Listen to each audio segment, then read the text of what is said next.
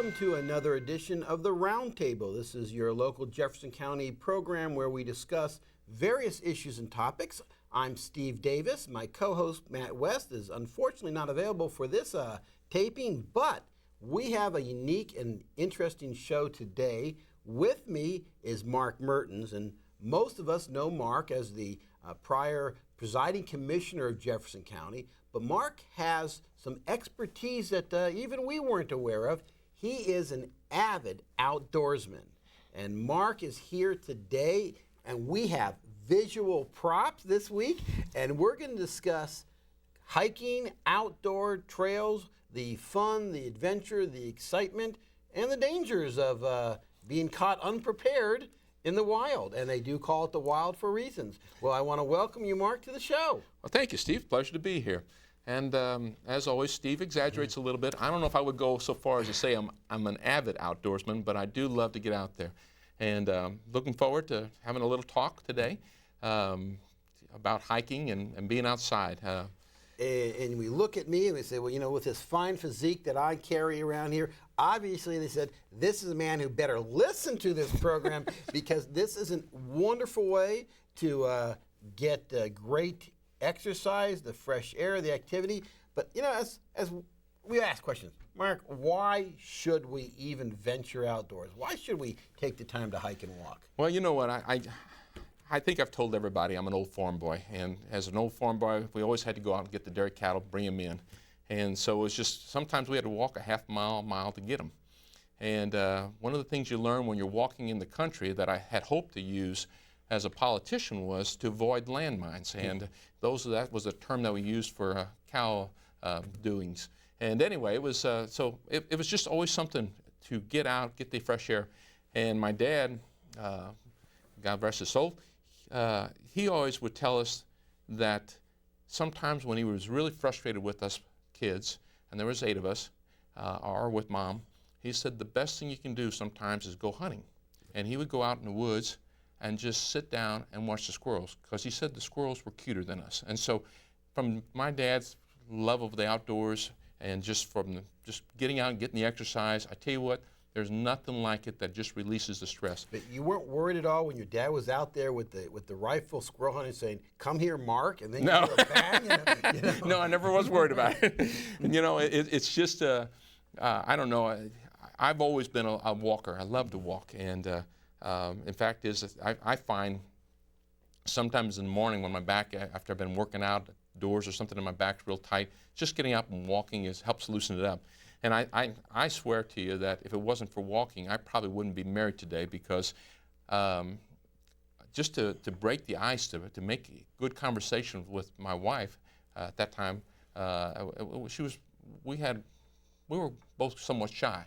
And when we were walking, it just took that edge off and allowed us to be free. And the fact is, I mean. Well, you know, you're right about that. Now, of course, we love to walk around our property. We get some acreage and all. But when my mother comes visit, my mother and I will go out in the woods and we get the trails and we'll walk the woods. It's amazing how much conversation that we'll have as a family unit, my mother and myself out there in that maybe hour walk than we will the entire rest of our lives. You know. Oh, you're right. I'm always there. I really believe that some of the best talks I've ever had with my dad has been on the walks. I mean, for him, a good Sunday evening, and if the weather was nice and it wasn't too hot, well, his quote-unquote was a walk. And we walked around the fence line, checking on the fence line, or we checked the livestock. And we would just walk and talk. And it was just the most relaxing Sunday afternoon or Sunday evening that you could ever imagine. It was great. It must be something about, you know, being elderly, though, folks. I love it. I take my son and I walk down to the barn or I walk out, and I always want my son, he's 12 now, to come with me. And he's like, why? Just the company, you know, you don't do anything. Well, okay, could you move that bale of hay over there? But, you know, but yeah, just having them there. But we're not all land barons like Mark here, who have the acreages upon acreage. But Jefferson County has some great and wonderful places where any individual, and free of charge, that's correct, can go out and enjoy. That's right. And one of my favorite places is to go down to Kimswick. Since I live close there, and one of the things that my wife in the evening will do that, we'll go down to the Anheuser estate. And if you walk around, you can walk along the Mississippi and just walk around there. They got a paved trail if you want to. It's about a quarter-mile lap around it, and it's nice. They got horses there too that you can watch, and it's just a nice, and it's shady, and you can just watch the river. And it's just, again, it's something about the motion of the water and everything, and it's just really, really relaxing. You never know what you're going to see too in terms of birds, cranes, herons, geese, ducks, you name it. And it's a good place. That's one of my favorite places because it's close home for me.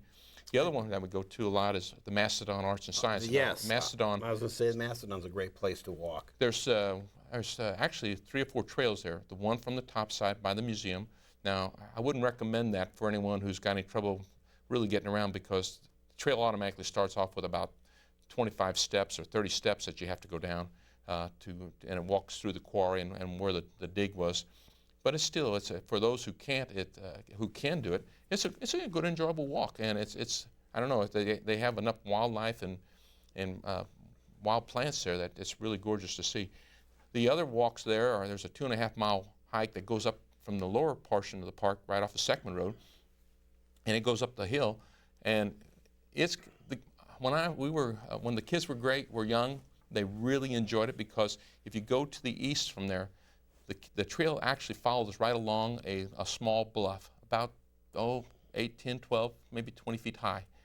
And my boys were always climbing on it. There was one part where the rocks the cliff came like this together, and in the middle between there where they made a V, there was like a little stage, and those kids would climb up on that stage and put on shows for Mom and Dad all the time. Or they were climbing in the trees, or they were climbing on the rocks. And you mentioned the rocks and climbing on that. For preparation for the show, and of course that's the only reason I did, went to Elephant Rock for the very first time. I've been out here 20-some years now, and just 2-3 weeks ago took the family down there on a Sunday. Isn't that the most amazing thing? And our kids just loved it. We walking around there, climbing over all the rocks and that whole bit like that, and it was a beautiful day. I mean, it was wonderful out there. Did you get up on top of the rocks? Yes. And climb and jump over some of the canyons? Or the jumping part, I was kind of hesitant on. My body doesn't jump the way it used to. But that was a wonderful. Arnold's got a nice little nature. Apple Valley Creek, is it called? Right now it's underwater, so we can't use it. But it's right there by the park, city park. They built. I think it's a 5-mile walk around there. I'm not for sure how long it is, but it's a nice one. And the good thing about it too is that's one that if you want to, and if you have, with our son Patrick, with his disabilities, he can ride a bike, but since he only has one hand, that is a trail that he can ride his bike on. And so it's because it was old streets that since the houses are gone, it's nice and flat, and you can ride bikes through there, and it's a good place for kids to learn, and it's a nice and there also, like you said, it's right along the Merrimack, and so it's very relaxing, and you never know what you're going to see there too. And one of the local places, we move a little bit outside of Jefferson County, and you can't ride your bikes here, but we've actually taken my family. We do it probably 2-3 times a year. Powder Valley. That's nice. Right off of 44 and Watson Road there. It's a beautiful, and you can learn. I mean, so many things to see in the little, conservation little museum or whatnot there. The thing about Powder Valley is and it's really neat, is as you go there, they got I guess it's about a 1/4-mile lap, maybe a little bit bigger than that, but they have all of the trees, a large number of the trees identified with placards telling you what type of tree they are, and I had no idea of the variety of trees that park has, and a lot of plants there too. Good, and that one's paved all the way through. It's a very good trail. But I would like to go back to one that you mentioned earlier. Elephant Rock was one of the first trails in this area that we saw. In fact, I think we might even had gone to it before we even moved here. But I mean, if you ever have a chance, go there. It's worth it. It's granite rocks and boulders. I mean, I would say some of those boulders are probably 30 feet high. Oh, they were enormous, yes. And you can get up on top of them, and the kids love, there's like narrow chutes, sometimes I would say no more than this wide. And kids will run up and down and climb in and out of those things. You may, if you feel comfortable, you may never see your kids back for another hour or two if you go there. One thing that's funny that's changed since when I was a kid growing up today is they had these beautiful quarries there. Now, as a kid, I would have been jumping off those 30, 40-foot cliffs into all these signs, no swimming, I'm thinking, That was a freshwater quarry right there. It's sunny, 80 degrees. I mean, I'm sorry. As a kid, that's where I would have been, in that water. Well, in fact, that's kind of what I did at Lincoln University. When in Jeff City, there's a quarry right beside it. Kind of all, of course, don't do this, but don't do what we say. Just do what we say, but no, we did. But anyway, yeah, you're right. We were in that quarry all the time, swimming in there, and it was just a wonderful place. You know, it's just like you said. I don't know how to tell you anymore, but sometimes just getting out. I mean, one of the things that I really like about my house now is a screened-in porch, and just being able to sit out there in the evening and enjoy the fresh air. Same way with just getting out and like doing the quarry. Going on these trails, the conversations, like you said, you can talk so much about things that that if you sat across from someone, they would be very uncomfortable. But just walking along, and the motion, it's just something about it. I really do believe that I would not be married to my wife today if it wasn't for the walks that we took while we were dating. So is that why she's so anti-environmentalist now? She like blames the environment for it. It could be. It could be. But you know, the thing in the summer too, is you're out in the woods, it's always 10, maybe sometimes 20 degrees cooler in the woods. I mean, every morning now, I can't believe how cool and comfortable it is still at 5, 6 in the morning before that heat hits. And if you're going to walk, and during the summer, I mean, and please pick your days carefully. Because I don't know of anybody that really wants to go out there in a 90 to 100 degrees. But if you have to go or you want to go, down at Macedon, they have the Glaze Creek. Not the Glaze Creek. Which creek is it? I guess it is the Glaze. I forgot.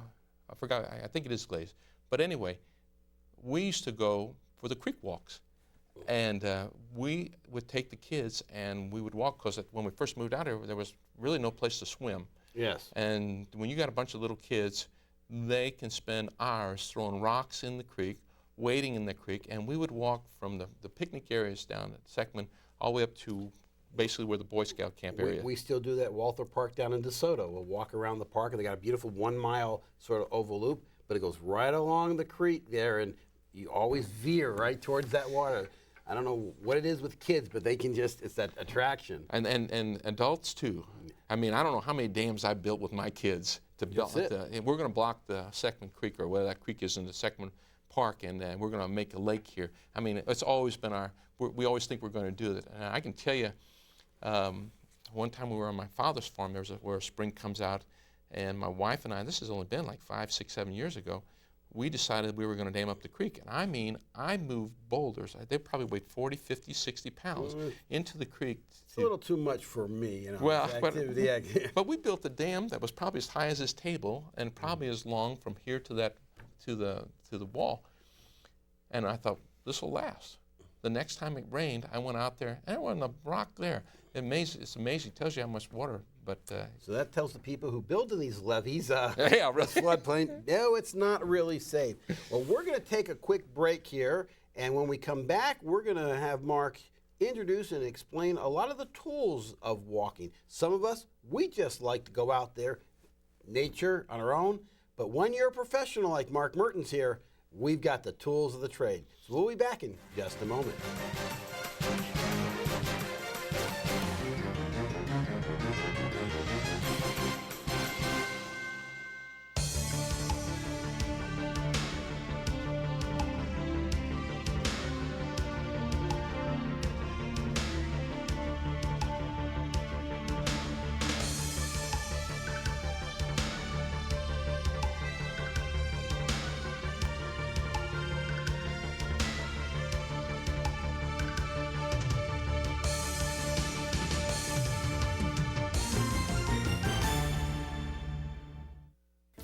You may not know their names, but the students who are helped through a Jefferson College Foundation scholarship carry thanks in their hearts.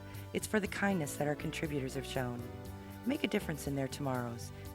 Education, the great equalizer. It doesn't just mean you get more knowledge, it means you improve your quality of life. Give to the Jefferson College Foundation today.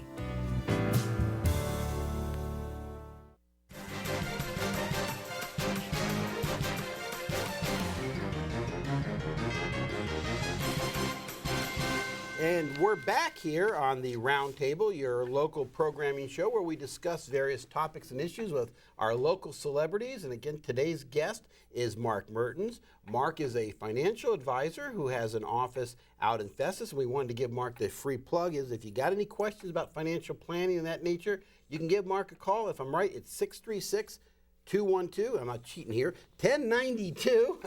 And Mark will be happy to talk to you. But today, he's like an old Boy Scout. Here, and I sit there and say, let's go for a hike. If I'm lucky to bring in an extra pair of socks. But Mark is I want to talk to you about some of the places outside the area that you've actually gone hiking with, and then the equipment you use when you take these adventures. And they are adventures from the listening to you. Well, they are. They're a lot of fun, and I've hiked in Hawaii, I've hiked in Colorado, I've hiked in Kentucky and Tennessee, of course locally. Some of the prettiest ones, I would say the YMCA Park of the Rockies. And then also in Hawaii, that was a really interesting one because we hiked down over lava that was still at spots. You could see the red glow. There was a camp, a site that we had gone to, and this has been now about 15 years ago. But about 5 years after we went to one of the sites, it was on the news because the volcano had erupted and the visitor center was being destroyed by lava. But you could actually walk out and you could see steam coming up in Hawaii, and you could see when we got close to the ocean, you could see where they had made like a chute coming off. The lava had cooled on top, but the lava was still pouring out into the ocean. And this big, massive thing of steam was coming up. And it's amazing to me. We were out in the Smoky Mountains one time, and we probably walked up a half mile up the mountain on a trail, and there's this stream and little pond half mile up into the mountains. And everyone walked up, and then when you got there, it was nice and cool, and people were swimming and wading and just playing around in the water. You're thinking, I'm on top of a mountain, and here's this. Well, evidently there was more on top of that in some place. Yes. Well, but and Montana was like that too. We hiked up a trail up into Montana by Yellowstone Park and came upon a lake up in the middle of the woods, and it was just gorgeous, like you said. And you could see the reflection of the mountains just like the pictures, and those were beautiful. I tell you what, probably the one at the YMCA of the Rockies. You hike up there, it's about a 3-mile hike, and you basically follow a creek that's flowing from a lake. We saw deer there. I mean, unfortunately, there was lots of people there, but it was just beautiful to get up there. When you got up on the lake, it was probably, I want to say probably 50 to 100 acre lake, so it was a good-sized lake. And now I think the water was a little bit chillier than there, yeah. but it was gorgeous. Around here, I mean, we still have that Valley View Glades over off of the Bee Highway over by Raintree. That's a nice little hike, especially in the spring and the fall. It's got a couple little creeks there. When I was in office, we would take off sometimes at lunch and go and eat our lunch as we hiked the trail. And I've said some of the best conversations. Wait, one of our elected officials wasn't working 24/7 for us? Yeah, actually, I was walking with some of the constituents. You know. Oh, okay. No, but actually, that was a good one. And another one, it's nice, but I'd only recommend going to it in the spring or fall because it's not as well maintained as the Victoria Glades. And that one, if you go in the summer, it gets kind of overgrown. And one time we were out hiking, I think I told you this earlier. I took Judge Missy out with me and Treasurer Kenny Waller, and we were hiking. I was showing it to him for the first time, and we hiked in the middle of a summer, and it was a rather cool day. But as we got out there, we noticed that the weeds had overgrown the trail, and I got about 3/4 of the way through, and I looked down, and I probably had over 200 ticks on me, and I yelled. And when I yelled, Judge Missy looked at himself, and he had probably as many. And Kenny stopped and did the same thing, and he looked down, and on top of the ticks, he found he had a snake by his eyes. So, but with regards to that, and it brings up a good talk, a good subject. Ticks. I mean, ticks are there. I mean, the Route 66 park over by where it used to be, what was that? The town that they took care of. Times Beach. Times Beach. That's a beautiful place to go. But if you go, stay on the trails. except for early or late winter after a hard frost, because the ticks are just terrible. But you will see, you can easily see 20 or 30 deers there on any given day. That's another one of those wonderful introductions I had to Missouri. I went out when I first came here to Lone Elk Park. Oh, yes. And I was walking around in all the wildlife there. Oh, yeah. I never knew what a chigger was until I hit that park. Yeah, that is a welcome to Missouri, President. That's a freeloader. Yeah. Basically, with regards to that, though, all these offs and everything like that, pretty much all of them will work pretty decent with I think a D13 or something like that. But if you get that and put it and spray, especially on your feet and on your I raise up my leg, my pants, and spray my legs and socks, and then I put it down, and then I spray over it. If I'm wearing pants, I spray the bottom of my pants too. Yeah. And then depending upon what time of year and time of day, I'll spray the rest of me just to keep the mosquitoes off. But most of the time during the daytime, you really don't have to worry about that too much. But that really does make a difference, and it's so important that you do it. Because we personally know a man who is suffering from Lyme's disease, and he's been sick for a long time, probably about 5 years. So stay indoors, no, keep the windows closed. No, we don't have to worry about this. Just take the good proper protection. Same way with mosquitoes at night. You know, you wear a little off on that. Please do it, and it's a good way to enjoy. But we have a good solution at our farm. What's that? Bats. Bats are good also. We have no mosquito problem. We have 6 bats that live in our barn and keep protection of our property, and we have no mosquito problems on our pond or our property. I love bats. Bats and also barn swallows. Yes. And of course purple martin. I never seem to get. I put out these purple martin houses, but I guess maybe my rent's too high. They just don't want to move in. Well, anyway, but if you do that, that'll take care of that a lot. One of the hikes that I did also was on the Ozark Mountain Trails, which is down by comes basically by Johnson Shut-ins in that area.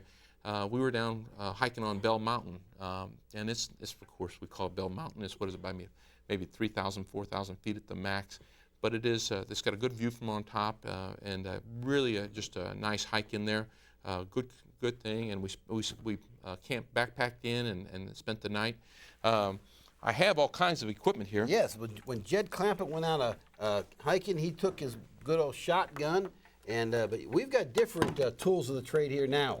This is a water bottle that you can pour any kind of water into it, and it's got a filter in here that filters down to 0.5 microns, so it'll take out all the bacteria and protozoa.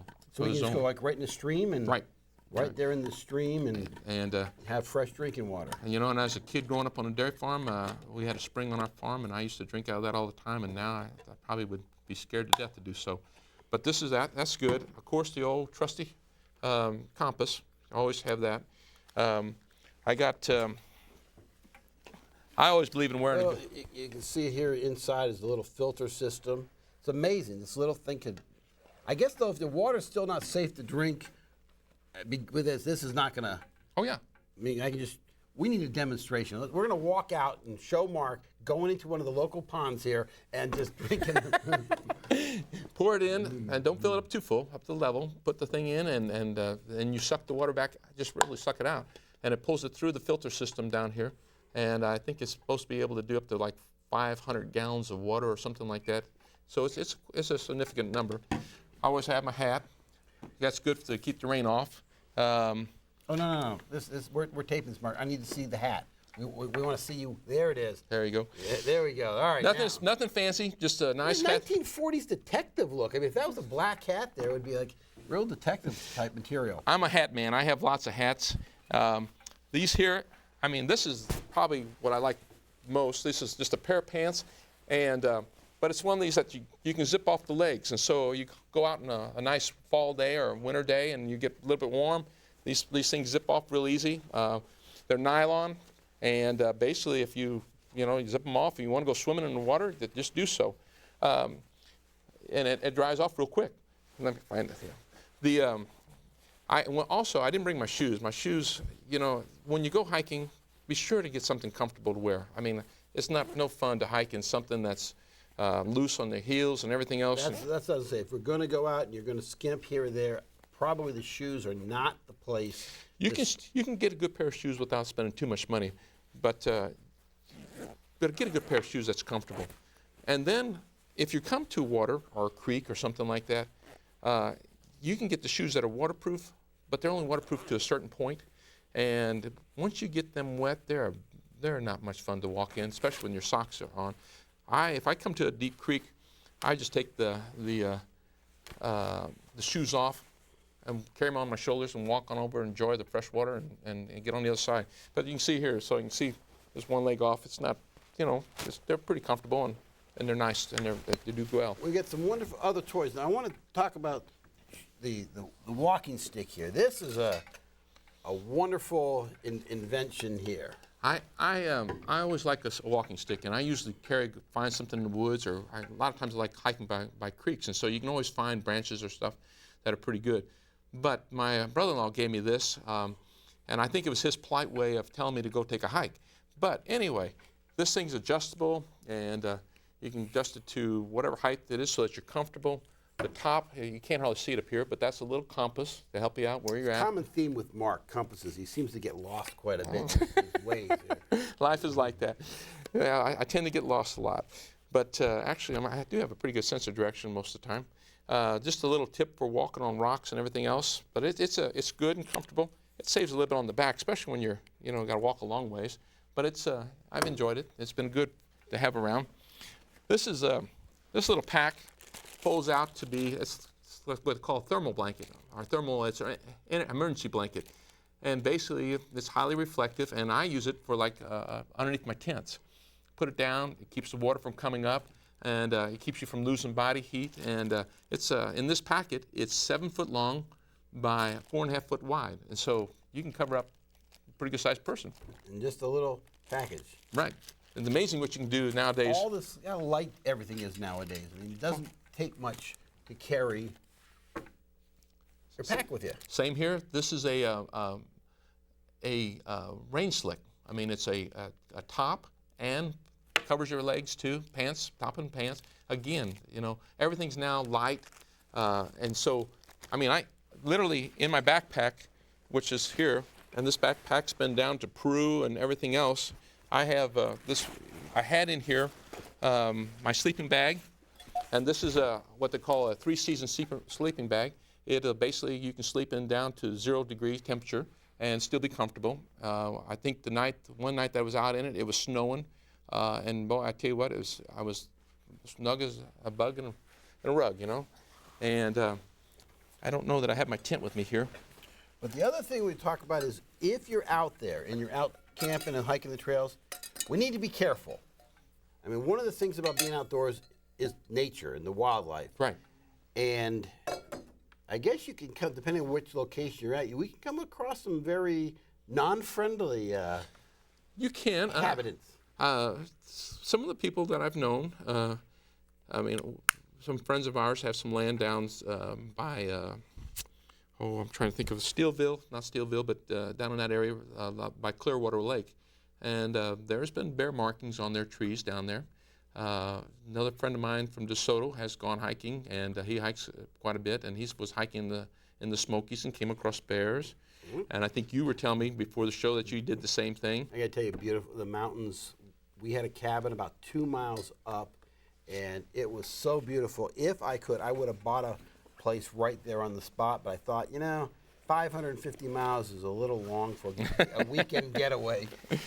But Mark, we're going to wrap up the show, and I want to thank you for taking the time here. But I did want to give you the last couple minutes here. We're all talking about hobbies, and this is what we do. But professional-wise, you are a financial planner, and we got the market, and the scare, and the economy. Should we be afraid? Well, you should always use good common sense. I mean, you don't invest every last penny in anything. And before I do that, though, good common sense also goes with trails. I mean, if you're not in shape, don't go on a long trail by yourself. Definitely don't go by yourself. If you can, take somebody with you so you can enjoy the nature, share the nature with you. It's always best. Let people know where you're going. Don't go in the middle of the day on hot days. Take plenty of water with you, and use the bug spray. The thing the reason you're going out there is to enjoy yourself. And I think you really do find that you'll enjoy yourself a lot more. There's so many beautiful flowers. There's all kinds of books from the conservation department on wildlife, on flowers, on just everything that you can look at, and birds and everything. So that's really enjoy it. With regards to the stock market, yes, it's been an interesting time. Since I've become a broker, I've seen an all-time high, and now we're in the situation we have now. But again, use common sense. Pay yourself first. There's a lot of good buys out there right now. If you just invest wisely, and don't come in a little bit at a time. Don't go in and spend everything that you got and think you're going to make tons of money. But you go in there to make. You can if you know where you're going and if you're willing to take the risk. But most people should just basically get into there in a small way, start off slow, and just keep on growing, and let time take its time, and it'll let the money grow itself. Well, I think that's going to be a great topic for another show, maybe proper and prudent financial investing. But again, I want to thank you. This is Steve Davis, and for Matt West, who's not here this week, this is the Roundtable, and we thank you again, and look forward to seeing you at our next show. Thank you. Thanks for having me.